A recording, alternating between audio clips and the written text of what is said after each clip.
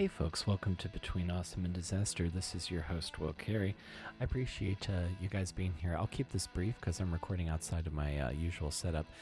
My guest on the show today is comedian J.P. Mcdade, who I first became aware of because of his Anthony Jeselnik impression in J.L. Kovan's Comedy Cavity YouTube series. And he has also been featured on Roast Battle on Comedy Central and was recently featured on Nikki Glazer's radio show. JP's a very funny guy, and I was really excited to get to talk to him. This is a great shop talk conversation if you're interested in stand-up comedy. And if you enjoy this and want to share it with a friend, we are available wherever you get your podcasts. I'm on Twitter at Comic Will Carey. And let's get right into it. And let's go to my chat with comedian J.P. Mcdade.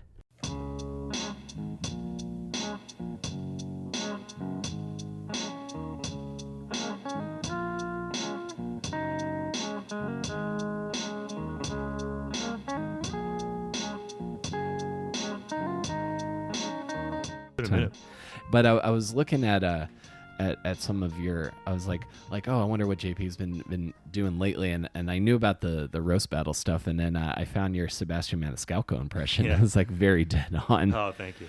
Because he was like one of the first big comics I ever opened for, like when I first started doing stand-up. Really? Way before it was crazy to me to see him get as famous as he's gotten. Yeah. But yeah, he came to Towson University, and I did like 10 minutes in front of him, and he Oh, that's cool. in like the student like activity center, and he bought you a sterno tray of chicken parm. I wish he was kind of. I took you vest shopping after the show. Oh, that would have been ideal, but he was kind of getting. He had his DVDs to sell, and Right. I asked him a couple questions about like comedy. It's like, oh, I just started going to open mics. You know, like I feel like there's lots of boilerplate stand-up advice that is very easy to follow, but like the benefits don't feel like they're immediately applicable in the moment. For sure, yeah. If that makes any sense. No, 100%. I was just talking about that with someone today, but he was cool. Oh yeah, he was super cool. I've never most comics I've and I don't know if you feel so. I know most established comics like that I've run into, and even like I've been lucky enough that no one has disappointed me. Yeah. Like everyone that I've been a fan of that I've met has been very cool. The people who are most successful are often the nicest. Yeah. And because they get it, and they don't have like your ego's going to get in the way at some point. But like Sebastian, I could see him being a good dude to like the people who open for him and stuff. Because like I actually read his book like when I was getting ready to do that impression thing, and I was like watching all the specials and stuff. And it's like, I'll admit I'm not the biggest fan of the guy, but I like respect, you know, he did the task of becoming a comic, like, and did it the hard way. And because I remember like you opened for him, and I remember seeing him on like Vince Vaughn's Wild West comedy tour or something like that on HBO or Showtime, whatever it was. And that was like years ago. That was at least a decade ago. And he was nowhere near famous yet, but that was like his first break. Yeah, and I think this might have been even before that, because like the big thing that I saw, I think he had done a couple late nights, and the big thing was the Ross Dress for Less right bit. It's a funny bit. It's a great bit. What I like about him is as people continue to talk about these like two camps that comedy is being divided into, I don't think he's my favorite kind of comic, in that he's just kind of doing like silly observational stuff about everyday life, and doing like, and everyone gets on him for like the act outs are a big part of his thing, but like Brian Regan is universally considered one of the greatest comics ever. Yeah. And he kind of like, that's a big part of his act. He's also super animated for sure. Yeah. I don't know about you, but like I didn't want to be super physical when I started stand up. Like I liked guys who just kind of sat and told weird one-liners and just kind of stood there. Yeah, I was a big Hedberg guy as well. Yeah, I loved Hedberg and Dimitri Martin. Todd Barry. Yes, Todd Barry. Yeah, that was cool getting to, when I saw him, like when I first moved to New York, he was like, oh my God, Todd Barry, you were in The Wrestler. Yeah, that's and I was just talking about this with somebody, how like when you do comedy or you're really into it, your scale for celebrity gets skewed so heavily in favor of comedy. Like I'd be more nervous talking to Todd Barry or like Jim Gaffigan or something than I would be like with Beyonce. You know, like this, who's a star in your mind becomes shifted, but it's kind of funny. Yeah, exactly. Because I'm not like a huge fan of Beyonce's or a lot of big pop stars. Yeah, or but whoever like, the big star is. Yeah. yeah, exactly. But if I ran into like Mark Maron in a record store, I would be like, oh, Geeked out a little bit for yeah, sure. exactly. It's like, I hope I don't say the wrong thing or I'll get fired I from. have to live with that for the rest of my life. But and you touched on like the people being divided into camps in comedy, and like so like Sebastian and even Brian Regan, maybe less so Brian Regan, but like they would probably be guys who are like grouped into the club half. But it's strange how those, and I don't think most of the people on one side or the other, like club or alt, are super militant about this supposed conflict that's going on in comedy. Like it's much written about in like Yeah. the comedy civil war and all that stuff. That Uh-huh. article came out, and it's like I don't think people want to be like militarized in that way when No. they're talking like hating on other sects of comedy. And I think it's a waste. I think people I think it's a shame like when people move to New York especially to do comedy, where it's like it's all out in front of you. Any kind of comedy you want to do, you can do it here. Why cordon yourself off to a specific section of that and like have an adversarial approach to other people who do different kinds of comedy? I don't understand. Like, why move to the city and then use half of it? Yeah, I agree completely, because all I ever wanted when I was like starting in Baltimore was to like do the cool alt rooms that I heard so much about, and then also like do the big famous clubs, because to me the being doing a spot at a club in New York City, that means like you're a real comedian. You're not just For sure. Like it's I still carry that kind of that same sense of validation, and also like I'm kind of I feel the same way. I like to move in the different circles. Like I want to be able to go in and do the roast battles, and then also go do the like moth storytelling kind of shows, because I feel like 100%. yeah, that's to me the skill. Yeah, can you be adaptable? Yeah, Can that's you the get skill of different being an audiences? entertainer. Is Absolutely. is being able to go and like write super sharp jokes that are meant to hurt people, and then also be able to tell like a really emotionally vulnerable story. Yeah. And I think we're all trying to be somebody. I wish that the people who are like trying to be Dave Attell, not a knock on them, but there's like people of that ilk, Yeah, and the people who are trying to be John Early and Kate Berlant, I wish that they would like appreciate each other more. Like appreciate each other's skills and kind of understand they're not taking anything away from you. They're actually, you're going to gain something by exposing yourself to that kind of stuff too. yeah, absolutely. Like there's different there are definitely different genres to the whole thing, like the same way music does, but you don't have to. Sometimes I think a lot of it comes down to like, because if you feel very strongly about a certain thing, you would just talk to people, I feel like, in your everyday life about it. But like when it gets into this kind of the public back and forth, it feels more like marketing decisions to me than anything else. Like you're going to be the like super political person on the left, or you're going to be the anti-PC rallying type. Branding. Yeah. Like, and that's the decision. And I'm hoping for a change in government makes that cool off in a few years. Please. That's what I'm hoping for, because I'll tie it to that. So you're also in that category, and you're also in that category of like, I know you from seeing your act and being on shows with you, but I don't know you very well personally. Yeah. Which is something like I used to think I had lots of friends, and then I just realized I knew lots of comedians. is a thing I realized. But where do you come from? Where do I come from? The short answer is the tri-state area. But I was born on Long Island. I lived there till I was 8, and then I grew up mostly in Connecticut. Okay, mostly in Connecticut. Yeah, so like from age 8 to through college, and beyond, I was living in Connecticut. But yeah, I'm from Newtown, Connecticut. That's like my hometown. That's you've probably heard of it. Yeah. Yes, I have.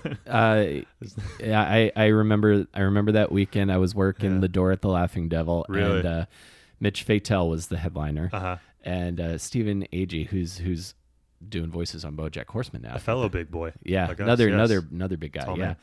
man. Yeah, so he was maybe the MC or the feature, but we were all just kind of like drained from the day, and then Yes. and then Mitch Fatel went up and told some fuck jokes, and everyone laughed. And Yeah. it was a better night. A little catharsis. So you're from So you're from Connecticut. Can you give me a general idea of the vibe of Connecticut? Because my idea is that it's a boring state for rich white people. You're partially right. Okay. You're for sure. You got a big chunk of it knocked out there. Because the perception everyone has of Connecticut is based on the Gold Coast. So like the Greenwich, the Darien, the New Canaan area along the Sound there, of like the Illuminati, ultra wealthy people who ride horses to their jobs at hedge funds and shit. Gotcha. But, and then have like the Eyes Wide Shut parties. Oh, absolutely, absolutely. There's some real Eyes Wide Shut houses. I take the Metro North all the time. I'm actually living up in Connecticut right now. Oh yeah. But if you take the Metro North line up through like on the New Haven line, you'll see some houses like, oh yeah, some very sexually devious activity has gone down there. They're like these sprawling mansions. But a lot of Connecticut is not like that. And I'm from northern Fairfield County. That's where Newtown is. It's like a big small town, northern Fairfield County. And Fairfield County is like, considered the ritzy, wealthy type of place. But as the farther north you go, like it gets a little bit more rural. But I was in like an extremely suburban subdivision, so it's like you have. There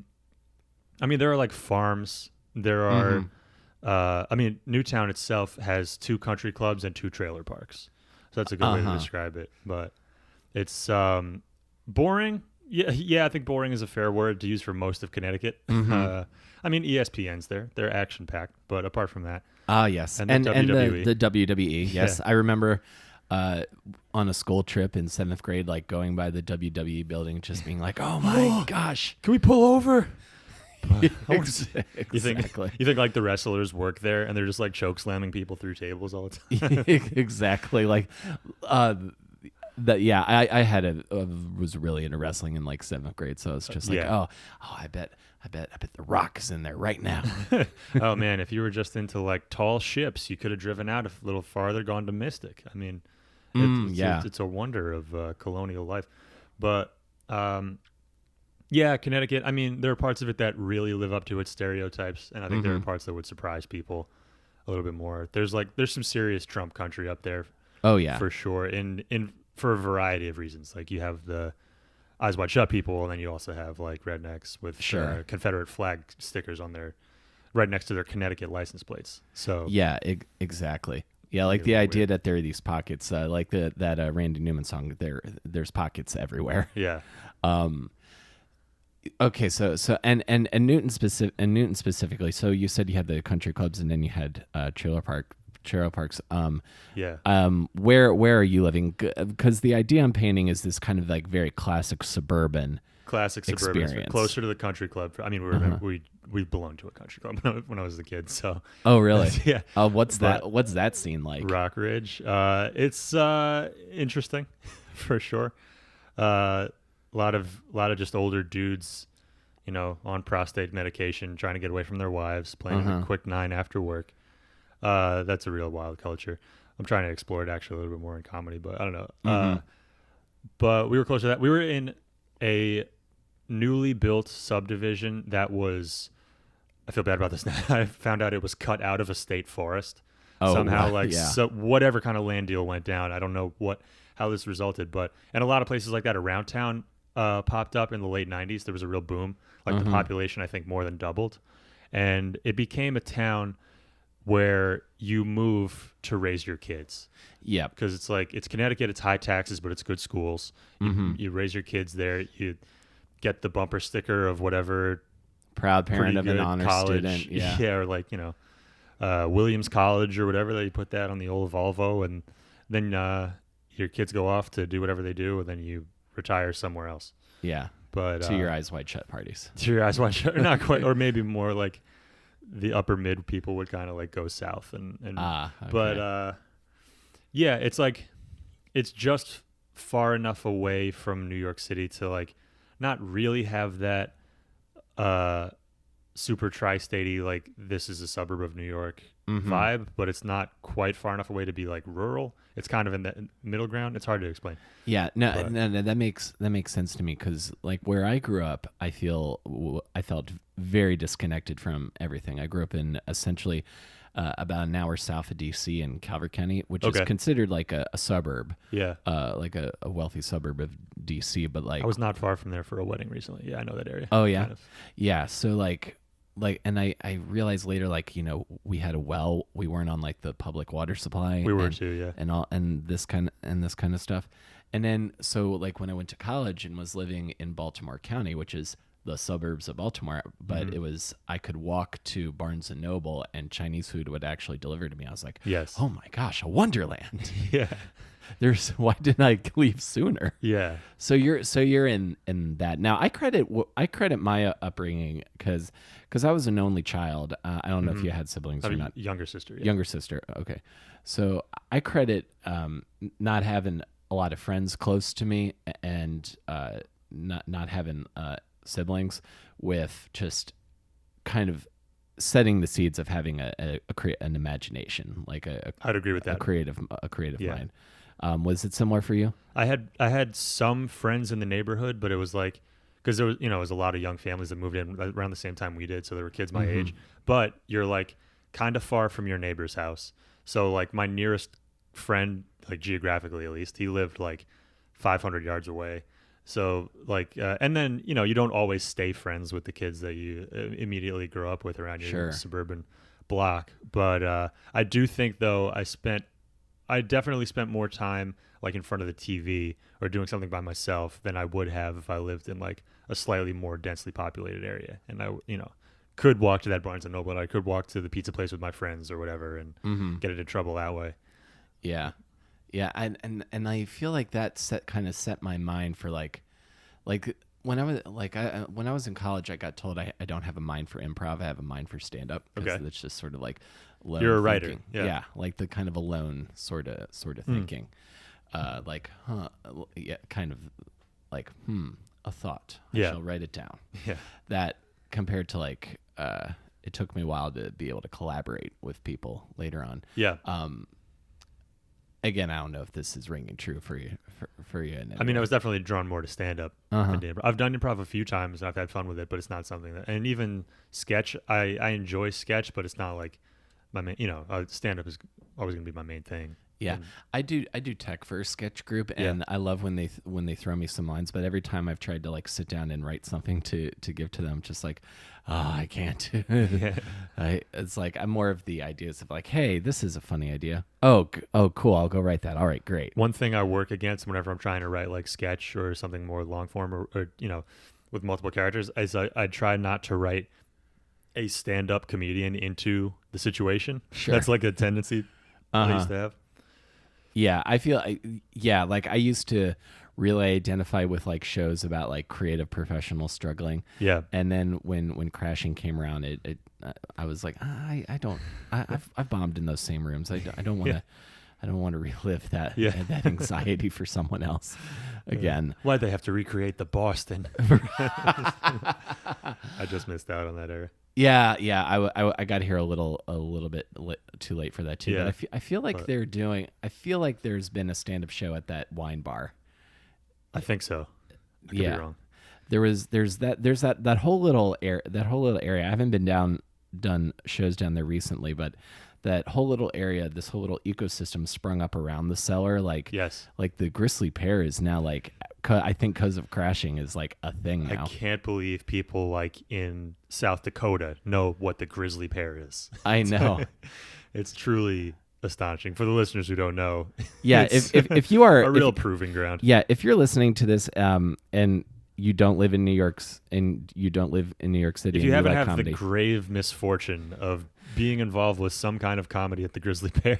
yes, exactly what JP said, like a real proving ground, which is code for you bomb there a lot. Yeah, it's a bomb factory, and you have to bark in unsuspecting people to go watch it. Yes, so I would do that. There was that occasionally, or like the 206 Lounge. Like basically, if you couldn't get on standby at the cellar. There's some other options Swing for by it. Greenwich Village Comedy Club or the Grizzly Pear. Yeah, all the runoff rooms. Yeah, absolutely. So you're in Connecticut. You're in front of the TV, and like, what's what is capturing your mind at that time? You know, I always liked sports growing up, and I think I was kind of enculturated to be the sports guy. And I do like sports. I like watching sports, but I would always find myself like watching Comedy Central after I got home from school at like, you know, from like 3 p.m. to like when my dad got home. It's like, oh, I need to change the channel over to the Yankee game now. But it's like it's funny from watching all those like Comedy Central presents and Premium Blend and all those things. Like I never would have guessed in a million years that I like years later I'd be forming friendships based on like other people who were in different parts of the country watching that same TV programming in like 2003 or whatever it was. I remember, and one summer, I think it was 03, it must have been 03 or 04, the air conditioning like broke or something, and it wouldn't get to my room, and my room got really hot, so I would sleep on the couch in the living room, and I would just like watch TV late into the night. You know, and I watched so much Tough Crowd with Colin Quinn. There's a chance I've seen every episode. Like, it's crazy. But oh, nice. so it's kind of a weird thing to be informing the mind of a 13-year-old, but it's like, yeah, it definitely informed my comedic sensibility in some way. So it was the Comedy Central Presents and SNL reruns. SNL reruns and Tough Crowd and Tough Crowd. Excellent. So yeah, those Comedy Central Presents were so important to like just even me figuring out what stand up was. Yeah. Like I didn't have a concept of it in my head. We only knew it from like Tiny Toons or Animaniacs or something, when they would like reference it in some way. Or like Krusty the Clown. Yeah, Krusty the Clown, or they cut to like some random scene of like a guy in front of a curtain. Or Seinfeld. Yeah, or Seinfeld. Well, I wasn't allowed to watch Seinfeld when I was younger. Yeah, I wasn't allowed to watch The Simpsons or Seinfeld, but my mom let Ren and Stimpy slide. Ren and Stimpy slid by a lot of parents, and we're all traumatized for it. Oh my god, yeah, because it was on Nickelodeon. I think parents thought, oh, Nickelodeon will be fine, and then one Ren and Stimpy close up will fuck your mind. Yeah. Like the scene where like that guy scratches Ren's face across his stubble, and it like zooms in closer and closer and closer. The skin on Ren's face is like wrinkling as he slides. Yeah, like that's definitely. I'm surprised there isn't like some kind of like. Have you heard of that phobia, trypophobia, or something like that? It's like if you see repeating patterns of holes, people get like triggered by that. Oh, I just heard about that with the whole iPhone thing, where like they were with the 3 iPhone cameras. Yeah. And the last one I heard about was an American Horror Story poster. So I'm surprised that there isn't some kind of syndrome or phobia for Ren and Stimpy close-ups. If there is, I have it. Oh, well, yeah. If I went back today and watched any of that stuff, I'd be horrified. Yeah. Yeah, so that was my, I learned what weird and avant-garde was through Ren and Stimpy, because so yeah, I remember, I'm trying to think of, Jim David is one I reference a lot. I saw that one a couple of times on repeats. I think I remember seeing Carlos Mencia's. Sure. Nick Swartzen was a very big one. Yeah, that one was really big. I feel like I remember seeing Louis C.K.'s also. The one with the circus tent. Yeah, the circus tent. Like, why is this guy's last name C.K.? It's so weird. And then, yeah. So those, and Louis Black, people like that. Oh yeah, I loved Louis. Loved Louis Black. Still do. Yeah. And now my question for you with Tough Crowd is, did you have any kind of I learned later that that's basically a television version of the Comedian's Table at the Cellar. But did you have any concept of what that was when you were 13, or did you just see it's like, oh, a bunch of people who like are really mean to each other? I was aware that they were comedians, and I did not know anything about the Comedy Cellar. I didn't really know anything about stand-up comedy as a business. I had seen Seinfeld. I think the first special I ever saw was Jerry Seinfeld. I'm telling you, for the last time when I was a kid. But like with Tough Crowd,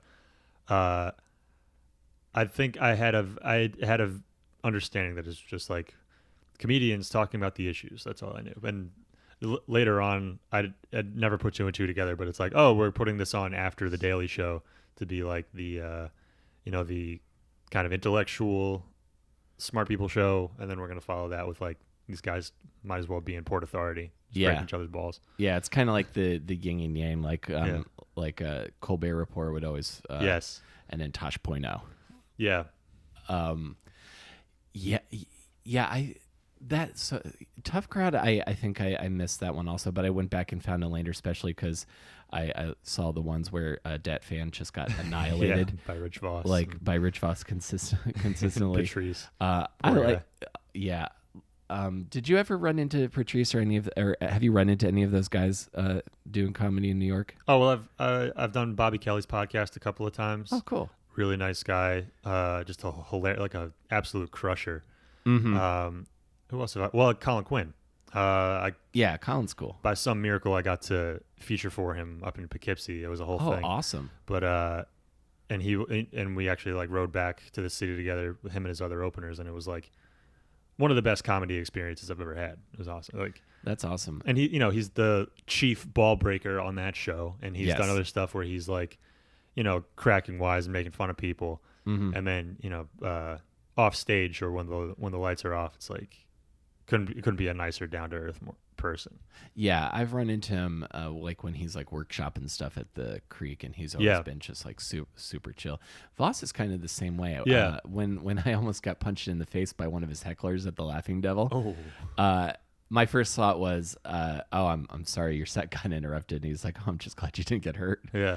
That was a fun night. I thought he hated me for a long time. I mean, he's judged a lot of roast battles, and he was, but he was just like making fun of everybody. And then, he'd come up to you after the show and like try to even just making small talk with a comic like of my level. It meant a lot just to see like someone that I saw on TV when I was forming my awareness of stand-up comedy, and now I like meet them as a real person. It's pretty awesome. Yeah, that's awesome. It's like seeing like behind the curtain, like behind the stage persona. Yeah. I think he might have been at the roast battle I did, but the one I really remember was Sal from Impractical Jokers was super nice to me afterwards. He was like, maybe the nicest person in comedy. Yeah, he's incredible. He's super cool. He's like, oh, that joke was really good. It's like, oh, that joke was really good. It's like, oh, cool, man. I'm gonna ride on this for a while because I like doing roasts because it's like a very hyper focused exercise in joke writing. Totally. Like I feel like it gets a lot. It has this reputation for like you just say mean stuff. But like if you take it as an opportunity to really write some zingers, I think it's really good for writing. I agree with you 100%. It's like people think of it as, oh, this is the insult contest, or this is who can be the meanest. It's really a joke writing competition, or even if it's not in a competitive setting, it's like just a roast. It's a joke writing exercise, and it's like it's a really fun challenge. Just be like, what's the cleverest, funniest thing I can come up with on this topic? Yeah. And I think the best ones don't burn too badly. Like, the best jokes aren't like friendship ending joke. You know what I mean? Right. Like, they're not super mean. They cut just deep enough, and they're more funny than they are mean. Yeah, I agree. I battled Jake Hart, and we kind of approached it like a pro wrestling match. Yeah, exactly. Like we were giving each other stuff. I've talked about this with Mike Lawrence before, who is an expert on both. Yeah, wrestling and absolutely. He's an absolute authority on those things. You got to get your opponent over. You got to take some bumps with them or whatever. I don't know the terminology, but taking a bump is when you get hit with a move. And putting someone over is when you do something to make them look good. I think a lot of times it means losing. Okay, yeah. But you got to at least sell their. If you laugh at their joke, it sends a signal to the audience. Exactly, it sends a vibe that we're both in on it, so it's okay to laugh. Because if no one's laughing, then it just gets weird super fast. Dispute.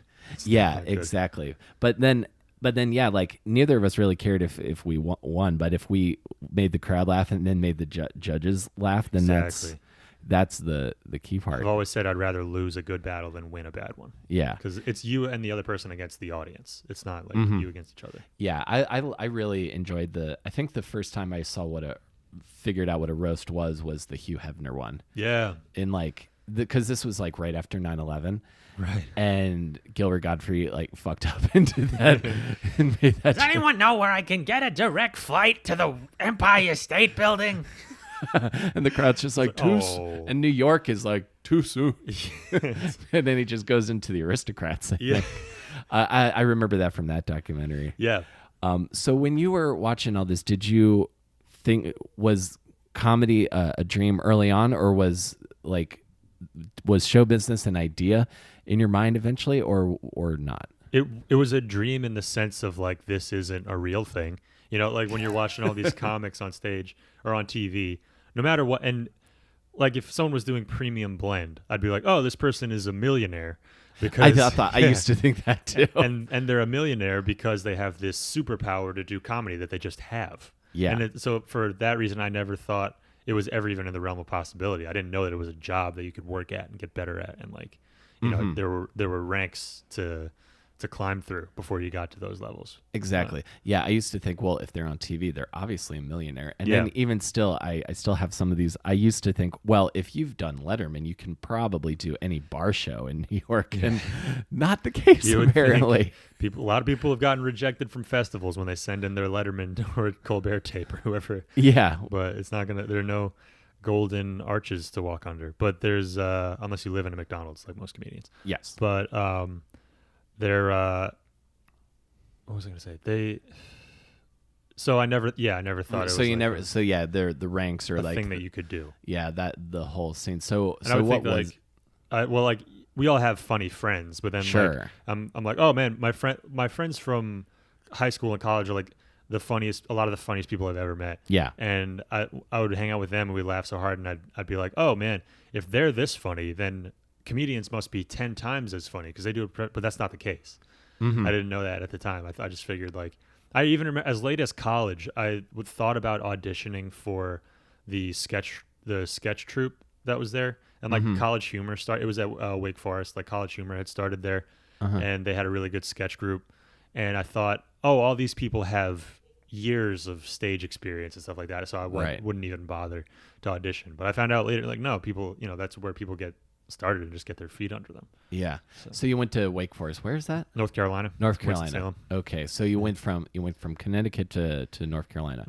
North Carolina, bathroom bill aside, I have friends who live down there, and it seems like a pretty nice state. It's way cooler than I had no conception of North Carolina before I even went there, but it's much more culturally, ethnically, socioeconomically diverse than I thought it would be, and there's and politically diverse too. Like there are people. I remember when I was there, Obama won North Carolina, and that was a big deal. It went blue, and I think it's gone red since then. You know, but there's such a broad palette of different like viewpoints, and like my roommate freshman year was from Hickory, North Carolina, and I don't think I'd ever really met a person from North Carolina before. But it was we're still friends to this day, and I met a lot of people like that. But I like North Carolina. I think maybe, I don't know, I'll retire there one day on a log cabin on a mountain. Yeah, my hope. Yeah, my hope if I ever get into Cape Fear is that I'll get to spend some time down there. I think about all of my retirement plans. If I ever leave New York, all of my I have bug out spots for if the country devolves into anarchy. Yeah. If I was going to transfer my current life and lifestyle, I would move to Tokyo because I love it. I love it there, and it's super busy. But it's like I feel like people always talk about like, oh, Japanese work culture in New York Tokyo is so crazy. Well, New York is probably similar, so I feel like I could adapt there. Otherwise, I'm going to the beach in Barcelona.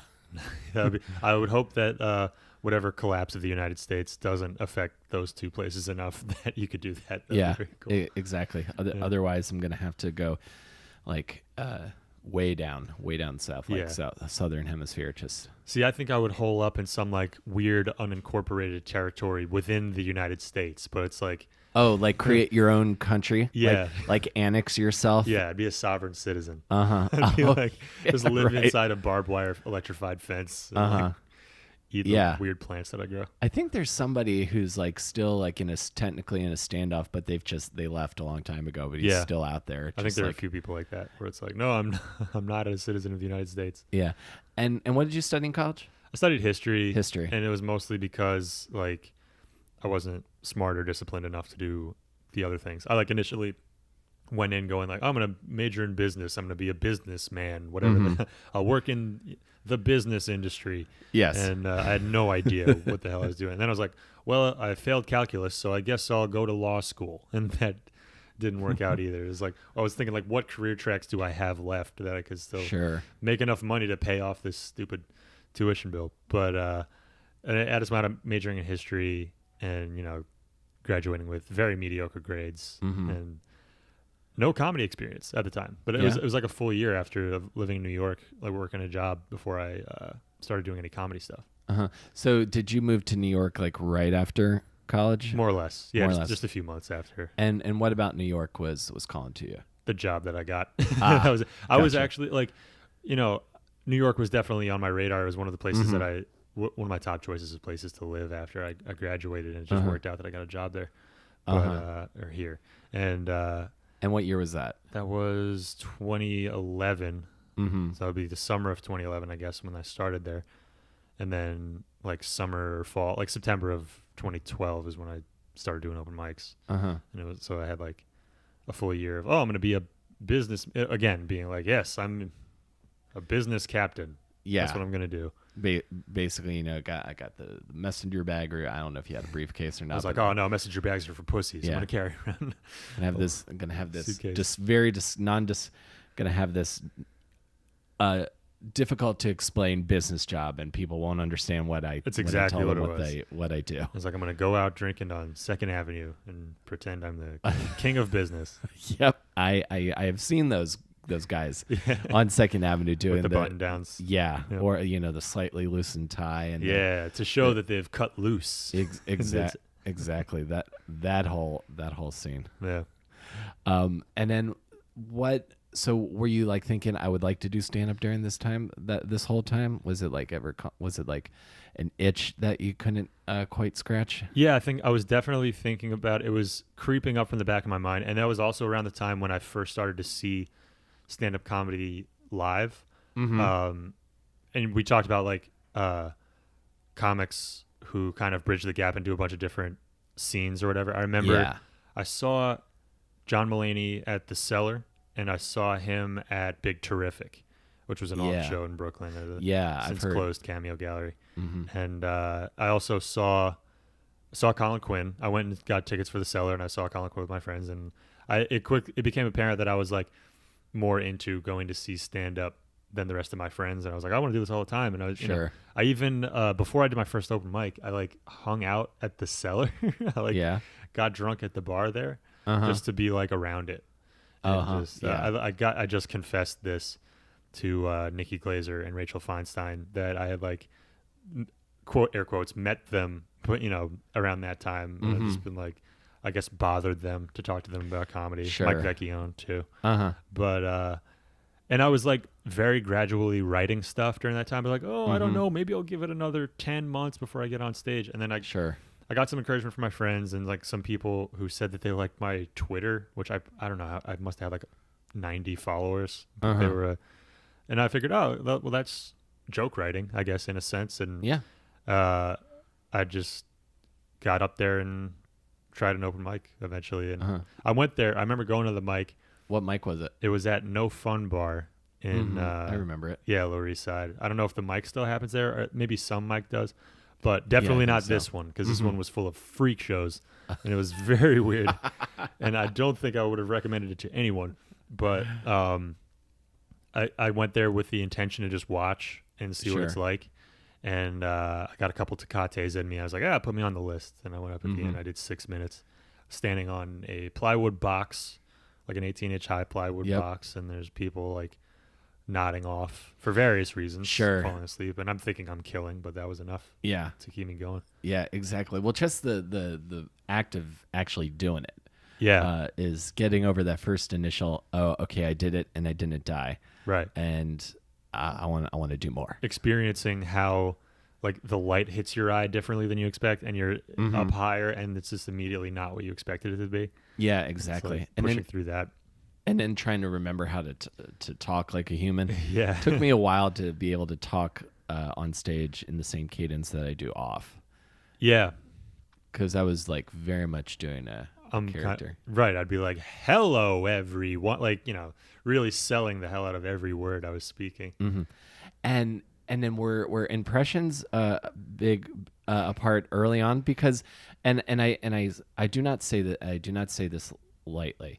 I think the impressions I've seen you do, especially of like Jeselnik, are very spot on. Oh man, thank you. So like, was that early on for you also? Extremely early on, yes. Mhm. Impressions, like I remember in one of my first bits involved doing a Ray Lewis impression, which I think was very ill-advised, and Sure. it was just like one thing. I remember that was in my phase where I heard Chris Rock say that he stalked the stage to get the attention of the crowd, so I was doing that too, and it's like pacing back Mhm. and forth Yeah. and like trying to be high energy. And then I've done very few like impressions in my act. Mhm. Every now and then I might, but I do them more for specialty shows like Stick or Treat and things Stick like or that, or treat, or whatever. yeah, or like Sketch and videos and stuff. yeah, exactly. Sure. And I didn't do so many. I'll still do some voices and some accents and things like that, but the impressions I haven't done as much. And I've heard people talk about this. People who do impressions, like Dan Soder is an example. He talked about Mhm. how he was really good at impressions, but didn't want to do it because there's just like an aura of hackiness about it somehow. There are definitely wrong ways to do it. And I think kind of so. felt the same way. Yeah, because I didn't want to be that guy who's like, what if Al Pacino and Christopher Walken were stuck in an elevator? I bet it would go something like, Exactly. You just don't want there to be like a joke. Yeah. Like I feel like there are some impressionists where it's the entertaining part is just that they sound like that. Yes. And then there's no like punchlines to Yeah. it. It has to be woven into like a good bit. Yeah. That's why I like I like James Adomian. I think He's great. is very good at that as well. Like the impression is spot on. Like he sounds exactly like the person. Yeah. But then there's a joke to it, Yeah. which is important to me. Yeah. I feel Like an effective caricature of the person or a spot on mimicry and having them say something funny is the main Yes. thing. Yes, exactly. I feel the same way about political humor. It's not enough for me to just hear you say this person sucks, and here's why. Yeah. I would like there to be jokes along the way. It's not you're even enough making for your me to point. agree with you. I've heard Yeah. plenty of bits where I agree with the point of view and I don't think the joke is funny. Yeah, exactly. Yeah. Yeah, it's kind of yeah, that's a big pet peeve I have Yeah. with political comedy right now, and that and the whole rise of the sort of the like funny educational show. Like it's like some of the shows, like some of the shows feel more like do you remember Hysteria? Or it was like an animated history show on. It came on after Animaniacs back in the day. Oh, okay. Um, Yes, I do. Yeah. There's some shows, there's some political shows that feel more like that to me than a comedy show. Yeah. 100%. So okay, so you start doing comedy in 2012, Mhm. and this is something I'm curious about because of, and I don't know kind of where you feel like you're at right now.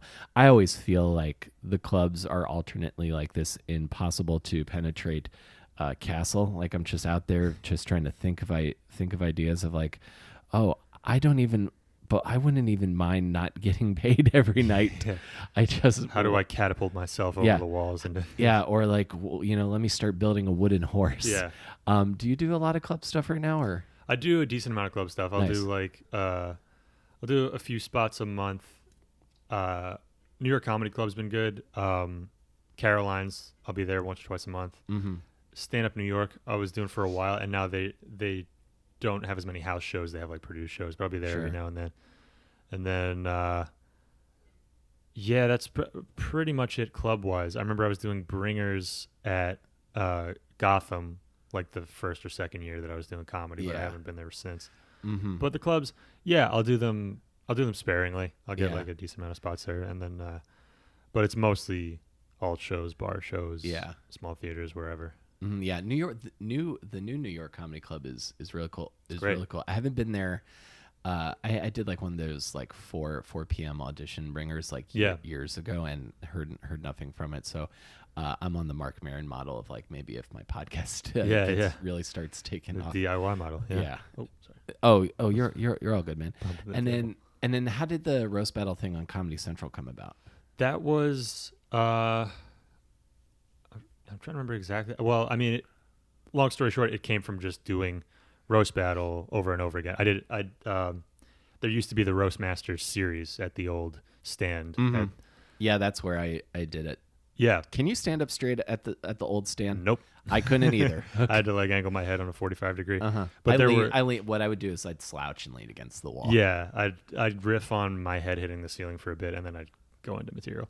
Mhm. But with roast battle, so what happened was there were two guys who founded it, and there was a schism between the two, and there was the original in L.A. which still happens and is great. I've done it a few times, and then they did one at New York Comedy Club and one at the Stand, and I was doing the one at the Stand.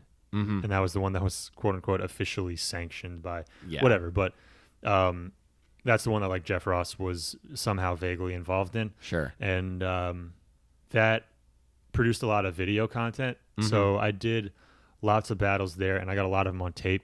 And like my first ever one was with Eli Sayers, who's like one of the best in the world at wrestling. I started with him in DC. He's one of my favorites. He's hilarious. I love that guy. I mean, he's an incredible joke writer. And that battle went really well, so that got us some traction. And the battle scene itself like kind of found its own fan base scattered throughout the country. Yeah. Like people who got into these videos and really into it. And then like in LA there was a rabid scene surrounding roast battle and like this crazy energy in that room. Yeah. It was like a really fun show. Yeah, they're in the belly room, right? They're in the belly store? room, yeah, which is like maybe 100 seats can fit in there. Maybe. I don't think it's even that many.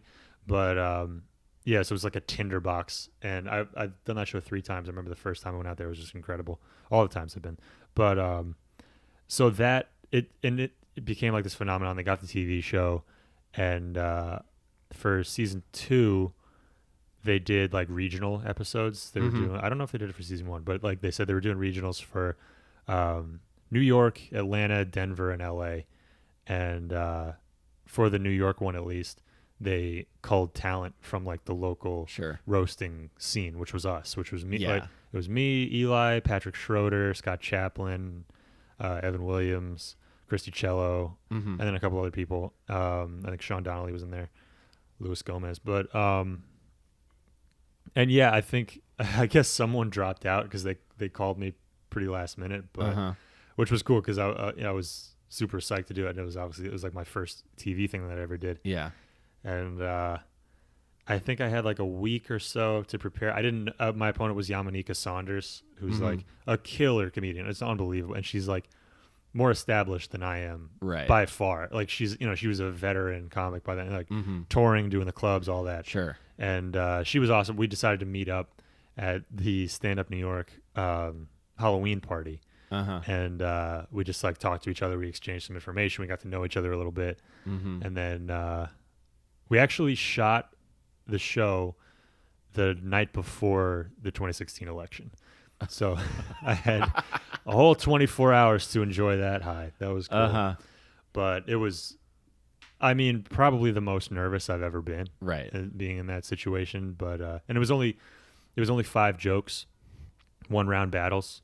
But I remember they didn't want you looking at notes on stage. They didn't want you looking on your phone. So what I did was I wrote the first letter of the first word of each joke on like the base of my fingers on the inside, and then it became that like classic like cartoon trope thing where you sweat and then they run. runs. So I was like, oh man, I'm freaking out. I can't remember. I remember the last joke I told. I almost blanked on it. I was like blanking on what the joke was until I like started moving my mouth. Yeah.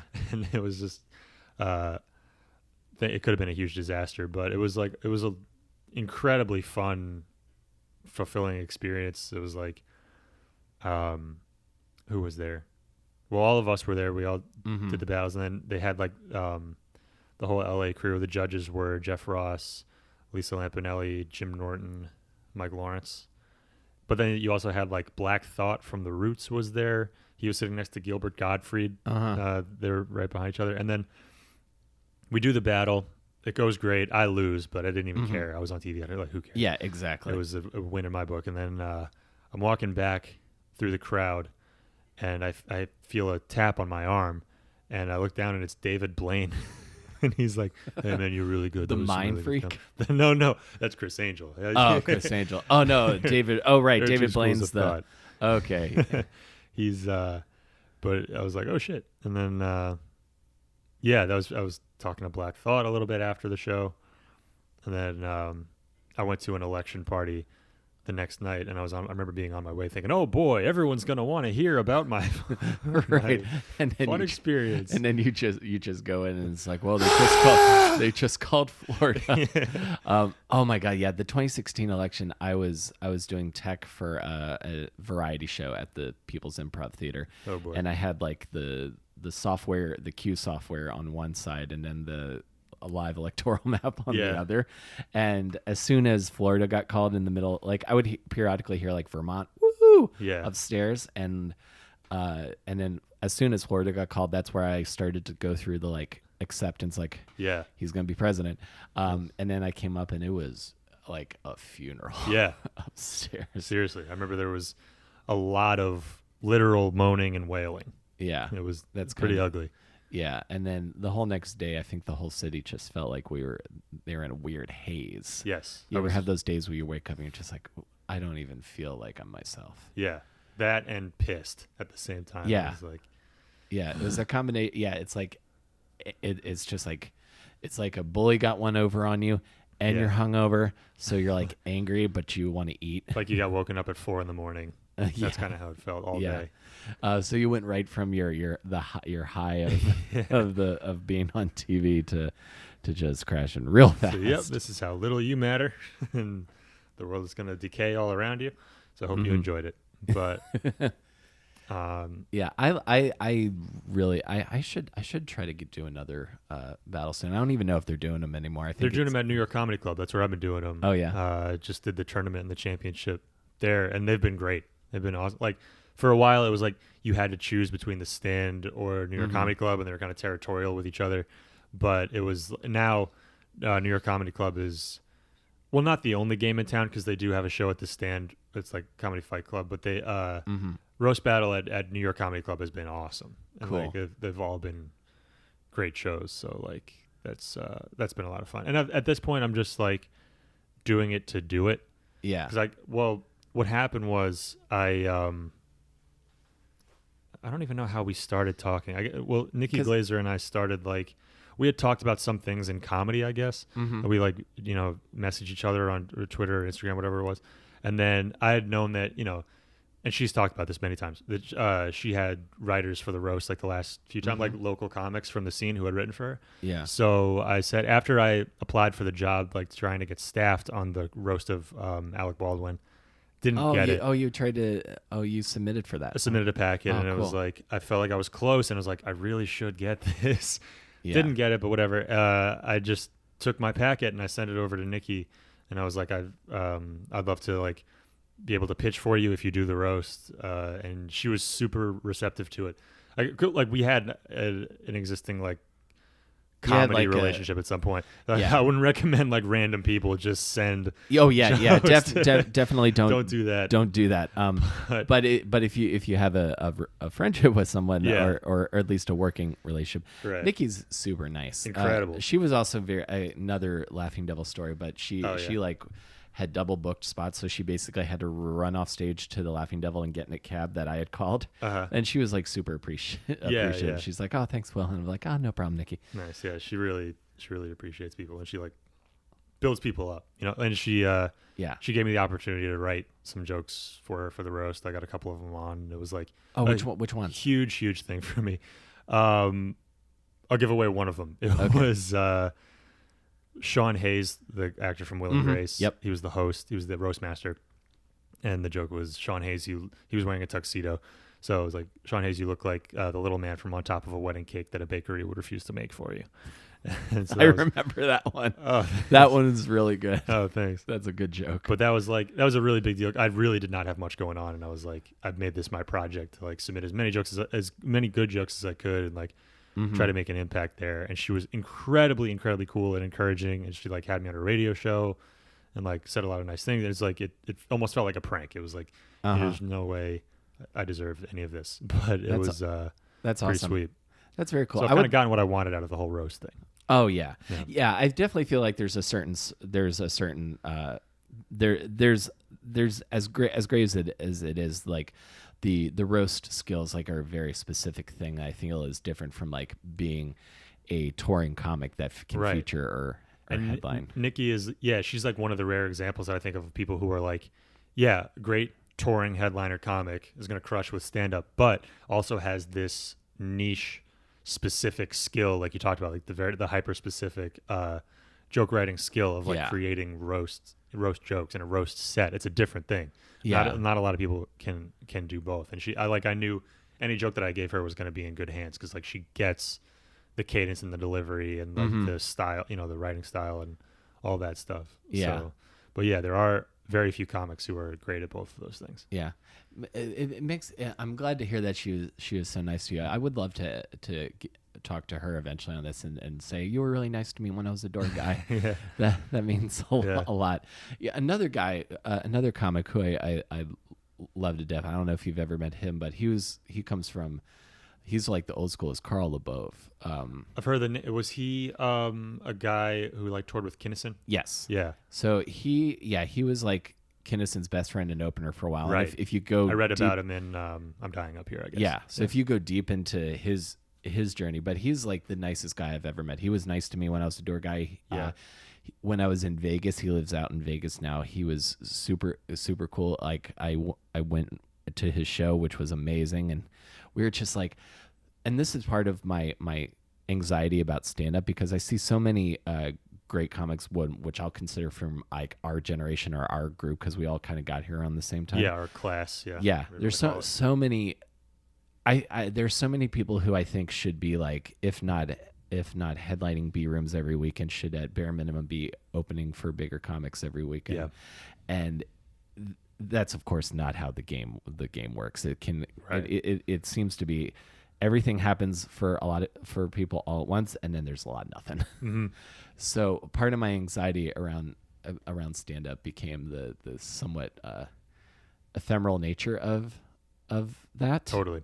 So that's when I started like trying to do this more often, but completely forgot what my Well, you have my so train of little thought. control over the things that you quote unquote get or don't Yes. get. Yeah, exactly. Like there's so much that like you only have control over a certain group of things. Yeah, you can control how well you do. You control like how you do in front of a crowd on a given night, or whatever. And most of the time, even that you don't always have control over. But you can't control like who's going to see you and when, and who's going to give you a break. But Yeah. you just have to kind of keep doing it and hope that it happens. Yeah. And then the for any kind of success I've had here has been just out of the kindness of strangers, and I feel like that it happens a lot in comedy as well. Like Nikki Glazer talks about how helpful Amy Schumer was, and then David Tell was very very helpful to Amy Schumer, Right. and presumably someone was very helpful to David Tell.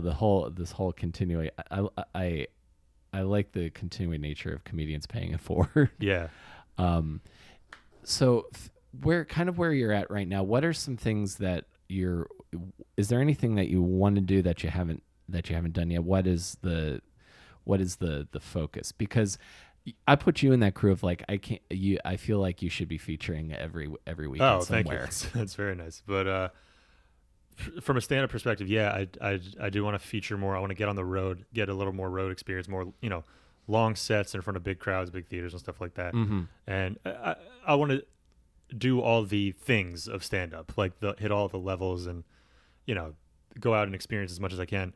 But I feel like stand-up is always going to be that's always going to be a thing I do, and hopefully that becomes a viable career. If it doesn't, whatever, because I'm also focusing on I've had a couple of writing jobs for TV, and I've just really wanted to do that again.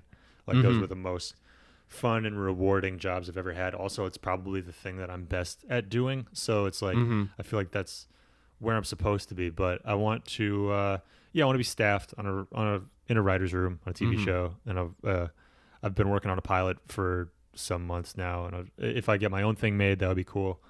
But the dream is to, and I've lived the dream for very short periods of time, is to like work in a writer's room during the day, do stand up at night, and then on the weekends, that'd be awesome to like wrap on a show Thursday or Friday night, and then go do a club somewhere over the weekend, and come back and like just comedy all the time, basically. Yeah, definitely. I could definitely see you like writing monologue for somebody. Thanks. I mean, that's a very satisfying form of right. Have you found that too, where like if you have to write monologue or short, whatever kind of setup punch jokes, Yeah, in a short form, it's a very satisfying kind of writing. It's fun to do. Yeah, that's it's very satisfying to me. Like coming up with that excellent twist, because the way I like to when if I'm like practicing writing monologue jokes, it's like the news item is the setup, and then coming up with that really great twist is just like so good. 2 sentences. What's the answer? It's like finding the answer, really. Mm-hmm. It's great. But yeah, and on camera stuff too. I've also found that I enjoy. I like acting enough, and I think I have a decent intuition for it. I remember I took an acting class where it was like, and if you're a comedian listening to this and you ever want like the best audience you've ever had in your life, take an acting class and be the funny person in there. Because I took an acting class where I was one of like 2 comedians, and the rest were like classically trained actors. It was geared toward like TV auditions, but there were a lot of people who went to like Yale drama and stuff like that who were in there, and they're like bona fide legit actors, but they don't have a lot of experience with comedy. They're in there to read for like dramas and stuff, and then you go up there, you do the funny part from whatever sitcom script, and they're just dying laughing. It's awesome. Yeah. So do it for the self-esteem. But yeah, I took a voiceover class that I found really informative, and I went to school for theater, and I feel like I learned a lot just in the three times I took this voiceover class. You got the broadcasting voice down. You got it. Well, yeah, that's what I think, and then like I could feel like I could definitely read for commercials. Oh, you could be on NPR. You could be doing commercials. You could do all kinds of stuff. Yeah, so I want to do that. The next thing I want to do is I want to take an animation class. Yeah, because I'm like I want to become one of the 12 people that do all the English dubs for anime in America. Yeah. And just work on those like really long like Dragon Ball Z screams, just like that's my next dream. But yeah, I like. Isn't it like one guy who does all the voices on Dragon Ball for the English language? There's one I feel like there might be more than one, but but yeah, when I started like really getting into anime the last couple of years, I realized like, oh, I'm seeing the same name a lot. Right. The same names a lot. So yeah, that's a very insular kind of thing. But again, if you are really into what you're doing, it doesn't feel like work. Exactly. That's kind of how I always approach things. And now entertainment has gotten so specialized. There are so many different ways. Like, yeah, there are more avenues for people to find the way in which they're really funny or they're really good. So like, there's. Mm-hmm. Yeah, absolutely, man. Do you think would you ever, do you have plans like, do you want to do like an album or to shoot your own special? Because that's something else I think about a lot too, is like, being able to create things for myself, and then I could get better at it and make things for other people too. Totally. Yeah, I've thought about that. It's interesting to see what direction like the hour special is going in now, because I feel like things are changing. A lot of the hour isn't quite what it used to be. It's always going to be the hour in stand-up, like when you go out on the road. Yeah, you'll do 45 minutes to an hour. But the special has now, it's morphed so many times where it's like not beholden to this TV block of 1 hour or a half hour or whatever it is. It could be kind of any length or duration you want. And I've thought about like putting out an album or putting out a special, or if someone wants, like a network wants to shoot one with me, that's obviously that'll be a dream come true. But it's like it'd be cool to put out something that's like leaves the audience wanting more, because someone put it this way, it's like a special is an ad for you as a comic. Yes, that's what brings people out to see you on the road. Like that's the main benefit of it. And I mean, and the money, but if there is money involved, sure. But that I thought that would be like an EP of comedy, to put out something that's like 25 minutes of material or something like that. Yeah. I thought about doing something like that too. Doing like a 25 to 30 minute set. I've been doing tons of research on like all the equipment like you would need to like record audience and record get good signal off of the board. That's something I thought a lot about a lot too. Yeah, there's that would be cool to figure out how to make a special look and sound good. Like, as if a big production company had put their weight behind it. Oh yeah. Well, if they can shoot feature films on iPhones now, Yeah. you can definitely do a comedy special on for not a lot of money and make it look cool. Get a couple cameras, because I feel like the cuts are like the main thing. Because like Huge. like having just one continuous cut, even that Dane Cook special that was supposedly all one take, Yeah. it's still zooming in and out a lot, or cutting to like in cameras of crowd members. So there's, I definitely think, I think you're onto something there. If you have someone to work with, like a director or DP or whoever, is like, it has a creative, cool vision, and they have a good eye for those sort of things, like you could make it look good on the cheap, I think. I think so. But what would I know? Right. I have no idea. Well, dude, if you are starting next year, if you're like wanting to like try to book like longer shows in the city, and you need someone you want to like do like a double bill with, let me know, because I do that periodically. I'll book like the Pit and do like 20 minutes. Yeah. Have 3 people doing 20 or 2 people doing a half hour or something like that. Yeah, exactly. I was just talking about this or I posted about it somewhere online. A couple of years ago, there was that mania of like submit a Comedy Central half hour tape. Like everyone and their mother was sending in a half hour tape of them doing stand up, like in the hopes of getting a special. And I remember I fell prey to that too. I tried a couple of times to get a tape. I remember one time I got a decent tape, and then I went to play it and I found out I did the whole thing in slow-mo. So the file was too big to move.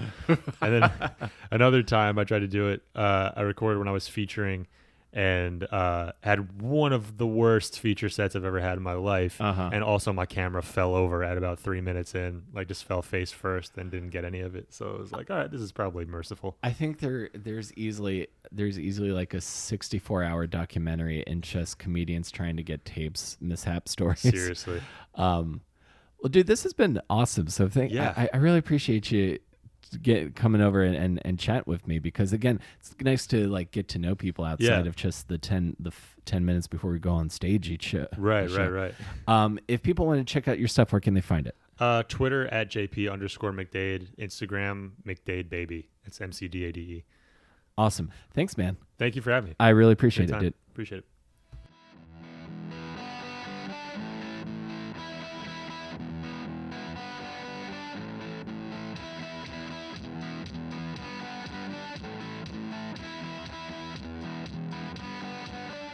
Okay, folks, that's our show for the week. Thank you guys so much for checking out this week's episode. I really appreciate it. Thank you, JP, for your time and candor. I had a blast chatting with you.